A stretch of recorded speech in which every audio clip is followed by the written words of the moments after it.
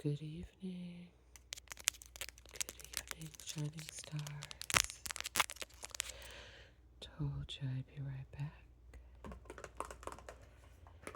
Let's get our candle lit with our beautiful matches. Still love it. Still so satisfying. Have good matches again. Oh my gosh. There's hair in it. Okay.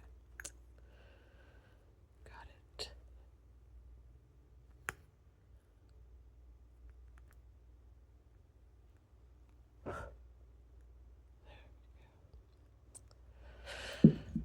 Okay. Let's go turn off our lights. Gently. Let's see, we've got this one.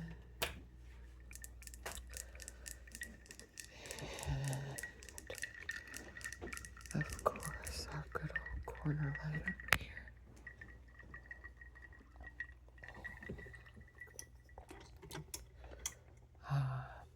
That's my favorite change. You get that nice low light. Okay, let's get our candle. And we do need the matches too for Dragonfly, because we will, of course, also light Dragonfly and scratch on her tail a bit, because why not? It sounds so nice.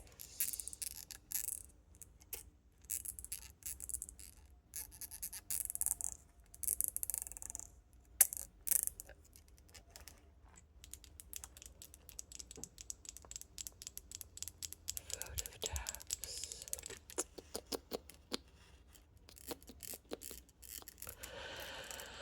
Okay, let's get you lit too, Dragonfly. I'm gonna do this. Too many things. Move the ginge back there. Okay. Let's get.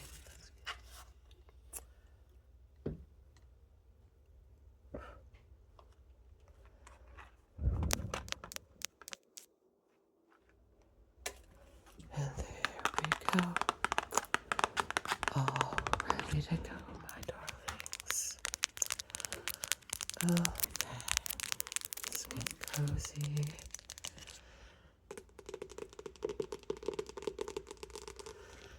Through the looking glass time. I hope you have your softest pillow and softest blanket. I love this purple blanket. It's my favorite. Okay. And I know we just started a new chapter. I might not go a whole chapter tonight. My shining stars, I'm not sure that I can get through a whole chapter. But I will do my best to oblige you. Depends on how long the chapter is. Okay, guys. So, oh yes, she had just gotten done talking to Humpty Dumpty. And Humpty Dumpty said goodbye after their strange conversation in Wonderland, and then he just kind of went back to being still. So she was walking away, thinking about how unsatisfactory the whole thing was, and then she never finished the sentence, for at this moment a heavy crash shook the forest from end to end. The next chapter is The Lion and the Unicorn. Again, I'm so bad with Roman numerals. I'm assuming that's 7. And anyway, the next moment, soldiers came running through the wood, at first in 2s and 3s, then 10 or 20 together, and at last in such crowds that they seemed to fill the whole forest. Alice got behind a tree for fear of being run over, and watched them go by. She thought that in all her life she had never seen soldiers so uncertain on their feet. They were always tripping over something or other, and whenever one went down, several more always fell over him, so the ground was soon covered with little heaps of men. Then came the horses. Having 4 feet, these managed rather better than the foot soldiers, but even they stumbled now and then, and it seemed to be a regular rule, whenever a horse stumbled, that the rider fell off instantly. The confusion got worse every moment, and Alice was very glad to get out of the wood into an open place, where she found the White King seated on the ground, busily writing in his memorandum book. "I've sent them all," the king cried in a tone of delight on seeing Alice. "Did you happen to meet any soldiers, my dear, as you came through the wood?" "Yes, I did," said Alice. "Several thousand, I should think." 4,207. That's the exact number, the king said, referring to his book. "I couldn't send all the horses, you know, because 2 of them are wanted in the game. And I haven't sent the 2 messengers either. They're both gone to the town, pardon. Just look along the road and tell me if you can see either of them." "I see nobody on the road," said Alice. "I only wish I had such eyes," the king remarked in a fretful tone, "to be able to see nobody, and at that distance, too. Why, it's as much as I can do to see real people by this light." As this was lost on Alice, who was still looking intently along the road, shading her eyes with one hand. "I see somebody now," she exclaimed at last, "but he's coming very slowly, and what curious attitudes he goes into." For the messenger kept skipping up and down and wriggling like an eel as he came along, with his great hands spread out like fans on each side. "Not at all," said the king. "He's an Anglo-Saxon messenger, and those are Anglo-Saxon attitudes. He only does them when he's happy. His name is, let's see, he pronounced it so as to rhyme with mayor. Haya?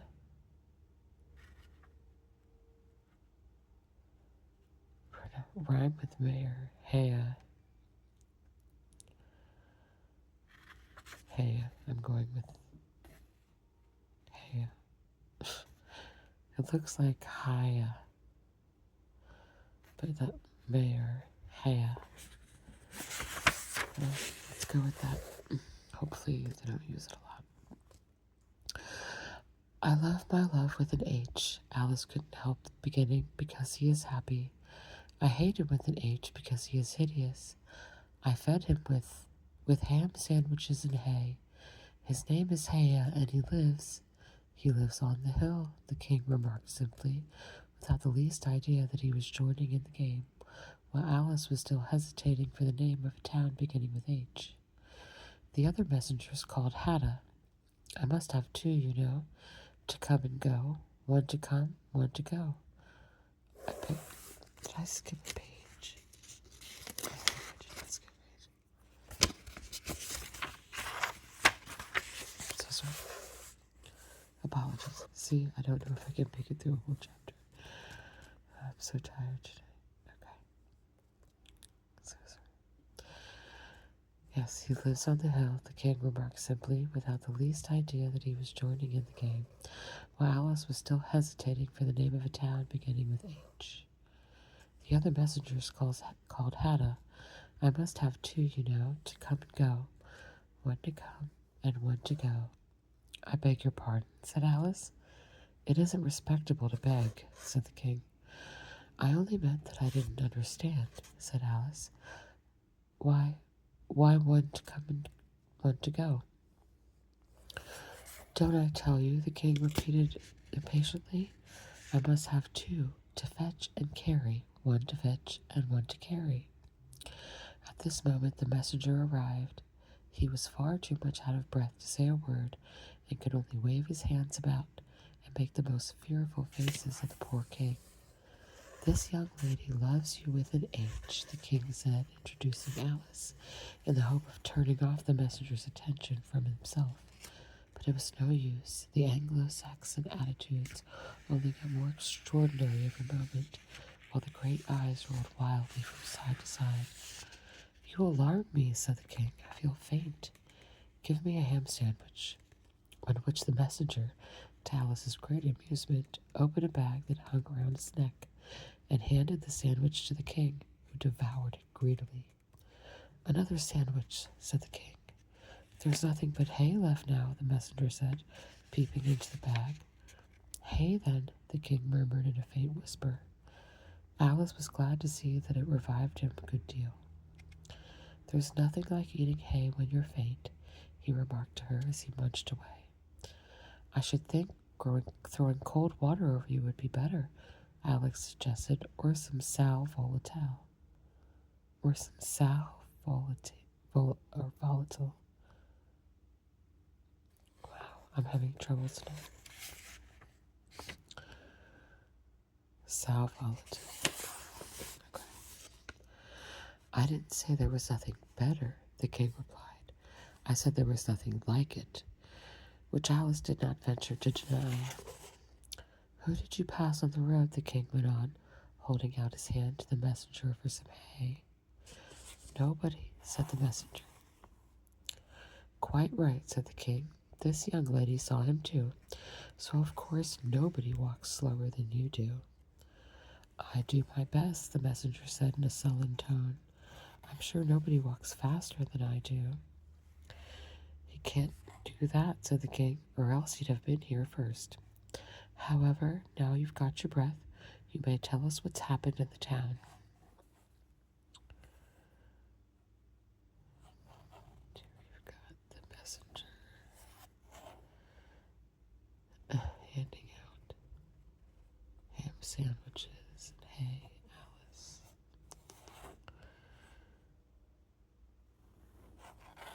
Okay. So, now that he's got his breath, he may tell them what happened in the town. I'll whisper it, said the messenger, putting his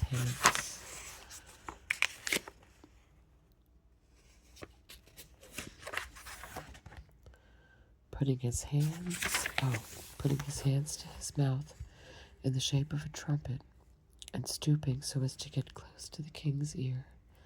Alice was sorry for this, as she wanted to hear the news too. However, instead of whispering, he simply shouted at the top of his voice. They're at it again.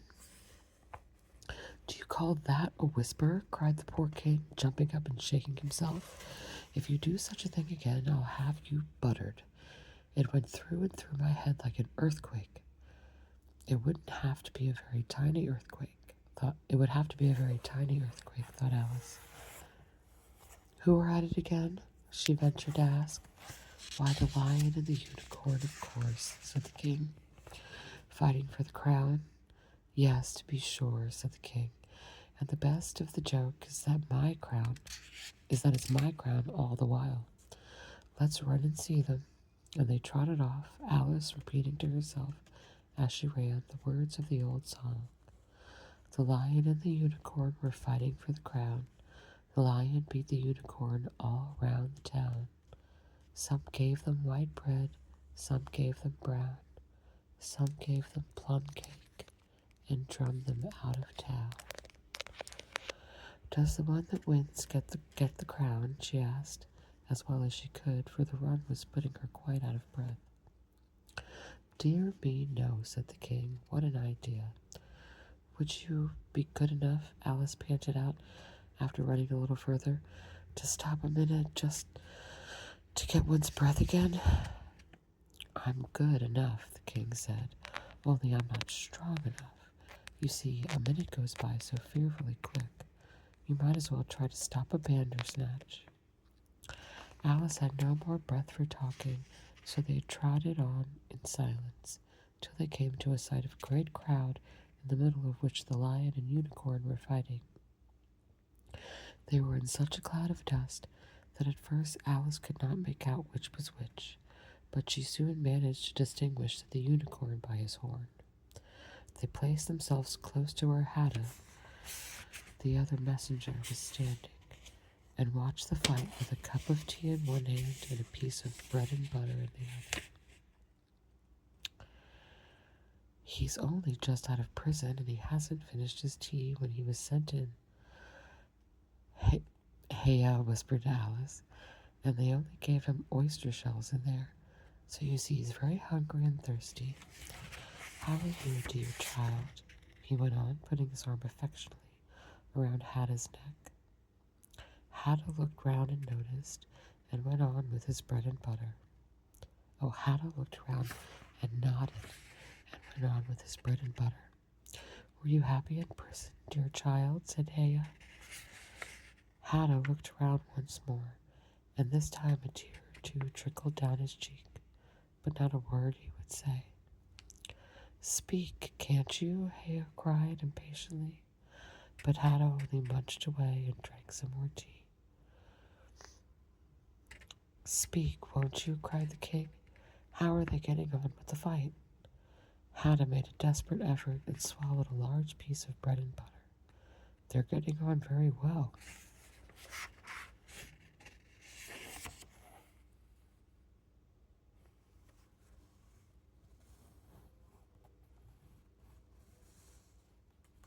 The unicorn and the lion.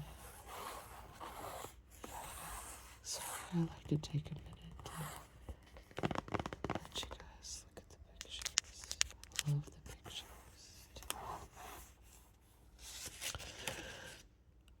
They're getting on very well, he said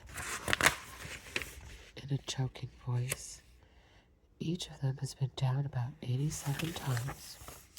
Then I suppose they'll soon bring the white bread and the brown, Alice ventured to remark. It's waiting for him now, said Hatta. This is a bit of it, it's a beating. There was a pause in the fight just then, and the lion and the unicorn sat down panting, while the king called out, 10 minutes allowed for refreshments. Hea and Hatta set to work at once, carrying round trays of white and brown bread.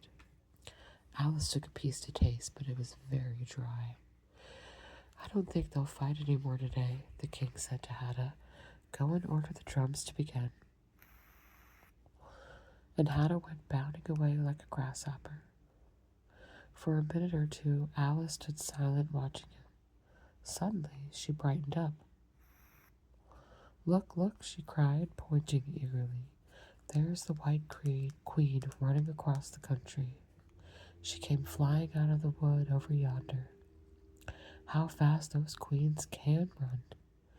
There's some enemy after her, no doubt, the king said, without even looking round. That wood's full of them. But aren't you going to run and help her? Alice asked, very much surprised at his taking it so quietly. No use, said the king. She runs so fearfully quick, you might as well try to catch a bandersnatch. But I'll make a memorandum about her if you like. She's a dear good creature, he repeated softly to himself, as he opened his memorandum book. Do you spell creature with a double E? At this moment the unicorn sauntered by them, with his hands in his pockets. I had the best of it by this time, he said to the king, glancing at him as he paused. A little, the king replied rather nervously. You shouldn't have run him through with your horn, you know. It didn't hurt him, the unicorn said carelessly, and he was going on when his eye happened to fall upon Alice. He turned round instantly and stood for some time looking at her with an air of the deepest disgust. What is this? He said at last. This is a child, Hea replied eagerly, coming in front of Alice to introduce her and spreading out both hands. both his hands towards her in an Anglo-Saxon attitude. We only found it today. It's as large as life and twice as natural. I always thought they were fabulous monsters, said the unicorn. Is it alive? It can talk, said Hea solemnly. The unicorn looked up dreamily at Alice and said, Talk, child. Alice could not keep her lips curling up into a smile as she began.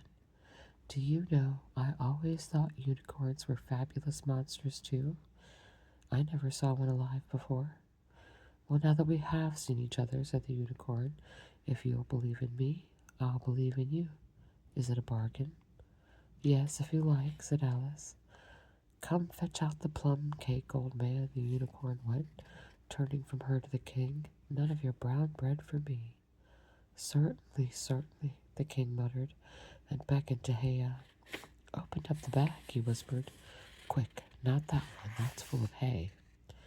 Hea took a large cake out of the bag and gave it to Alice to hold while he got out a dish and a carving knife. How they all came out of it, Alice couldn't guess. It was just like a conjuring trick, she thought. The lion had joined them while this was going on. He looked very tired and sleepy, and his eyes were half shut.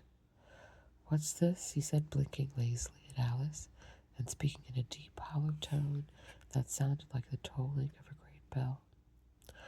Ah, what is it now? The unicorn cried eagerly. You'll never guess. I couldn't.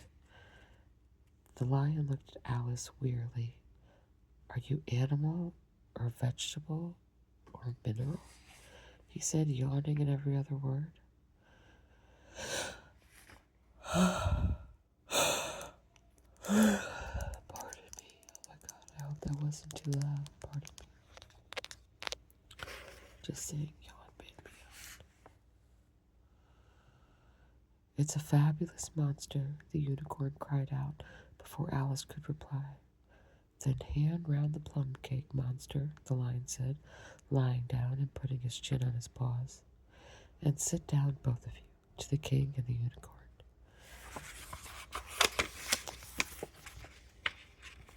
Fair play with the cake, you know. Let's see.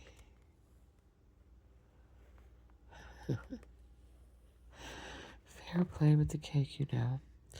The king was evidently very uncomfortable at having to sit down between the two great creatures, but there was no other place for him. What a fight we might have for the crown now, the unicorn said, looking slyly up at the crown, which the poor king was nearly shaking off his head. He trembled so much. I should win easy, said the lion. I'm not so sure of that, said the unicorn. Why, I beat you all around the town, you chicken, the lion replied angrily, half getting up as he spoke. Here the king interrupted to prevent the quarrel going on. He was very nervous, and his voice quite quivered. All around the town, he said. That's a good long way. Did you go by the old bridge or the marketplace? You get the best view by the old bridge. I'm sure I don't know, the lion growled out as he lay down again. There was too much dust to see anything. What a time the monster is cutting up that cake. Alice had seated herself off the bank of a little brook with the great dish on her knees and was sawing away diligently with the knife. It's very provoking, she said in reply to the lion. She was getting quite used to being called the monster. I've cut several slices already, but they always join on again. You don't know how to manage looking-glass cakes, the unicorn remarked. Hand it round first and cut it afterwards. This sounded nonsense, but Alice very obediently got up and carried the dish around, and the cake divided itself into 3 pieces as she did so. Now cut it up, said the lion, as she returned to her place with the empty dish. I say, this isn't fair, cried the unicorn, as Alice sat with the knife in her hand, very much puzzled how to begin. The monster has given the lion twice as much as me. She's kept none for herself anyhow, said the lion. Do you like plum cake, monster? Before Alice could answer him, the drums began. Where the noise came from, she couldn't make out. The air seemed to be full of it, and it rang through and through her head until she felt quite deafened.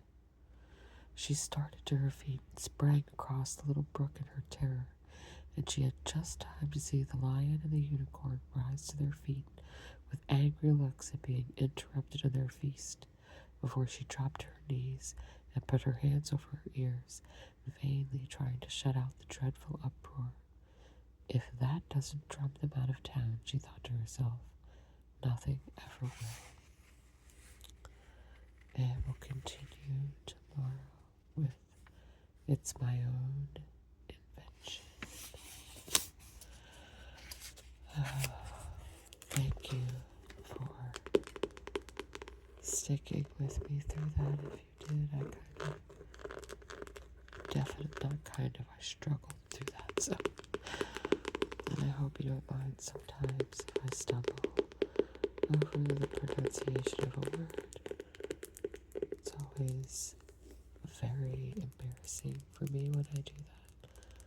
I should probably read this beforehand and then read to you guys, but I really like just getting into the corner with you guys and reading the way I used to my kids when they were younger, and my grandkids, just grabbing a book and off the cuff, so it does give a better illusion of reading you to sleep, to sleep, to sleep. So with that being said, let's blow out the candles and say goodnight. Let's see, candle number 1, cozy comfort. It smells so nice. Oh, that was almost awful. There we go. And the little dragonfly.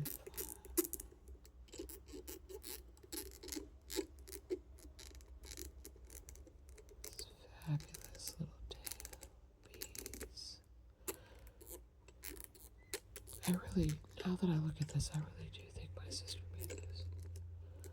I have to ask her. I don't remember. And there goes the dragonfly.